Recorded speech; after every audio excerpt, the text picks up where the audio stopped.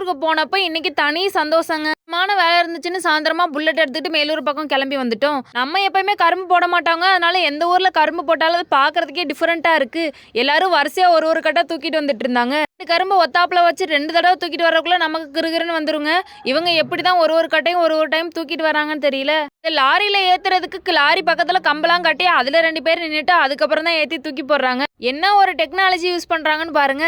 நம்ம வேற அங்க நின்னுட்டு இருக்கனால நமக்கு 2 கரும்பு கொடுத்தாங்க. அதையும் வாங்கிட்டு இல்ல யதார்த்தமா ஒரு கட்டை பை வச்சிருந்தாங்க. அதுல சின்ன சின்னதா வெட்டி கொண்டு போயாச்சு. போயிட்டு இருக்கையில நம்மளே பெரிய வீராங்கனை நினைச்சுக்கிட்டு இருந்தோம். இதை பார்த்தோன்னே தாங்க கைகாலம் நடுங்கி போச்சு.